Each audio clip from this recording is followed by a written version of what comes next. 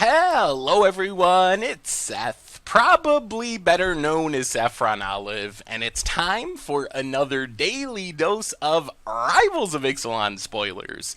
So, we don't have a ton of cards to talk about today, but Wizards made it known or reiterated today that spoiler season doesn't officially start until January 1st, so we got a little while until the holidays are over, which means even though we got only 3 cards today, I figured probably should talk about them because if we don't talk about them now, we're not going to be talking about them most likely for another 2 or 3 weeks. It's possible something trickles out over the holidays. There's history like Ugin the Spirit Dragon was spoiled on Christmas morning, so you never know if Wizards will do something surprising. But for the most part, this might be all we get from Rivals of Ixalan for a couple of weeks over the holiday season. Good news is, we get 1 card today that is super sweet and a couple of more that are interesting, including a reprint. So let's jump right into it, starting with the card that I think is most exciting from today's spoilers. And I should say, these are all promo cards attached to Rivals of Ixalan in one way or another.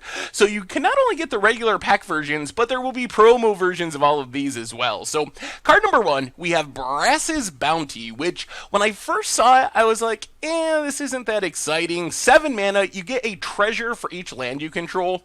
It felt like a really safe ritual, a really safe free spell. But then the more I started to think about it, I think there actually are some really cool applications, and now I'm really excited for this card. Not that it's going to be a tier standard card, but I think we can do some really fun things with it for like against odds or budget magic, stuff like that, where we're not going to break the format with the card, but do some really splashy, fun, cool things. So the easiest comparison for Brass's Bounty is kind of the red version of Boundless Realms. Boundless Realms, a commander staple, and I expect we'll see the same thing with Brass's Bounty. This seems like a really easy card to include in a commander deck. Even if you only have like 7 lands, you're getting a bunch of treasures for it, and there's some really good ways to break this energy. Of course, if you have like 10 lands, 15 lands, 20 lands, then just casting Brass's Bounty is gaining you a ton of mana that you can use right away, or you can wait and use it on future turns because it's a treasure token. So I think that has implications for Commander. As far as Standard, I don't think you can just cast Brass's Bounty as a fair card. It's going to be hard to make it a fair card, but there are some tricks that can really make it powerful. So number 1, probably the simplest way to break Brass's Bounty, which I love saying break Brass's Bounty, you can use doublers. So Anointed Procession, a flipped Primal Amulet into Primal Wellspring. If you get down 7 lands to cast Brass's Bounty, but you have an Anointed Procession out, you're actually getting 14 treasure tokens for your 7 mana investment, which is an awesome deal. You're gaining 7 mana, so you can use it like a Storm card, you can cast a huge Pull from Tomorrows, you can combo off with Aetherflux Reservoir. There's so much you can do with a card that says spend 7 mana, make 14 mana. Primal Amulet works the same way because you double up, and Primal Wellspring is a land, so it adds to the Brass's Bounty count. So we can definitely build a really cool, fun deck that doubles up on Brass's Bounty and uses it like this really expensive but really powerful ritual effect that just gains us a ton of mana.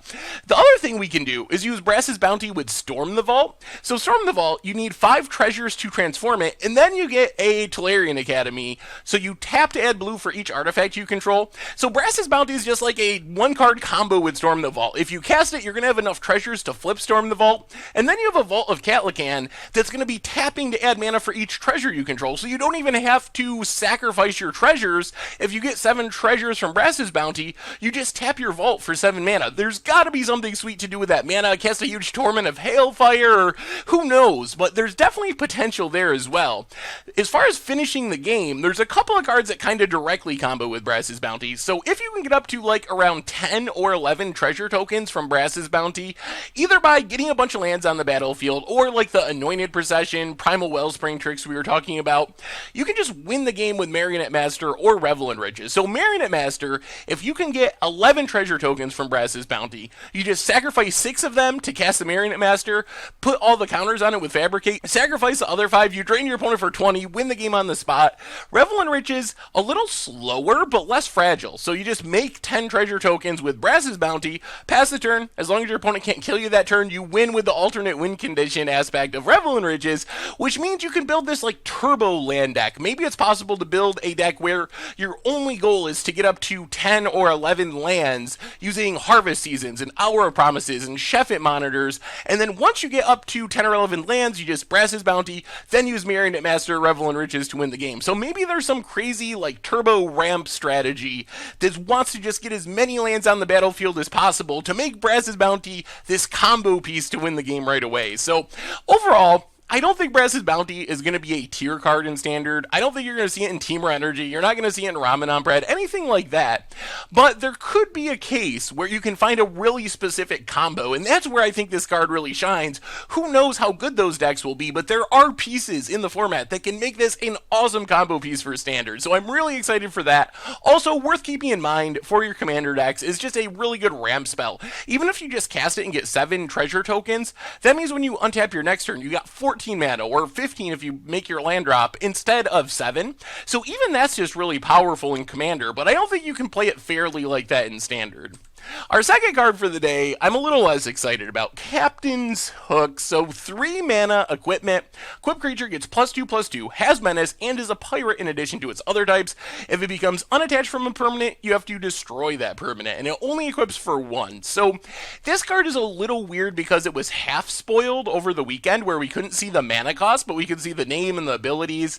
And at the time, I felt like if it was 1 or 2 mana, there was a chance you could play it just kind of like a Bone Splinter or Dark Steel Axe. Giving +2/+0 can be good enough in aggressive decks if you just want to be beating down and beating down and beating down if the card is cheap enough. But at 3 mana, I don't think Captain's Hook is really Standard playable, which means I think the only place you can really play this is in like a Pirate Commander deck where you just want another on-flavor card. There's not that many pirates in Magic's history, so just having another on-theme card is nice.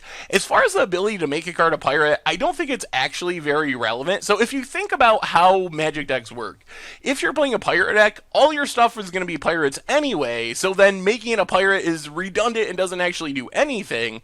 On the other hand, it's very unlikely that you're going to build a successful Admiral Beckett Brass deck, let's say, that's using non-pirate creatures, so either you already have all pirates, and then Captain's Hook making something a pirate doesn't do anything, or you're playing a really mismatched deck that probably isn't going to have success anyway because turning your Servant of the Conduit into a pirate to benefit from Admiral Beckett Brass or to turn on Fathom Fleet Captain with the help of Captain's Hook doesn't seem like a consistent way to actually have success. So Captain's Hook, I wish it was 1 mana cheaper, and then I would be kind of excited about it as like an upgraded Bone Splinter with some weird pirate text attached. But as it is, not really sure that it can see play outside of pirate-themed Commander decks. Last on our list, we have a reprint, Evolving Wilds, sweet promo version. Not much to say about this one. The art is sweet. It looks cool. I mean, Evolving Wilds is a card that should just always be in Standard. Staple of budget deck, shows up in non-budget decks as well. So a super cool promo version of Evolving Wilds on the horizon with Rivals of Ixalan. And anyway, those are our Rivals of Ixalan spoilers for today. So what do you think? How good is Brass's Bounty? Can you see any other applications for it? What combos are there? What's the payoff for making all that mana? Can you play it as a fair card just to get a bunch of treasure tokens? What else am I missing about it? How about Captain's Hook? Is it playable even at 3 mana? Do you see anything I'm missing as far as that one goes? Is it good enough as a Bone Splinter? Is there anything else that can be done with it? And Evolving Wilds, I mean, if you got any thoughts, what's your favorite Evolving Wilds? Where does the art on this promo version fall into the pantheon of Evolving Wilds art? Let me know in the comments. Thank you so much for watching. I hope you enjoyed the video, and I will talk to you soon. Thanks for watching the video. If you enjoyed it, help us out by clicking that like button down below. And to keep up on all the latest and greatest, click that subscribe button. And don't forget to hit that bell icon to get alerts whenever we have new videos. And if you want to, check out some of our other sweet videos here and here.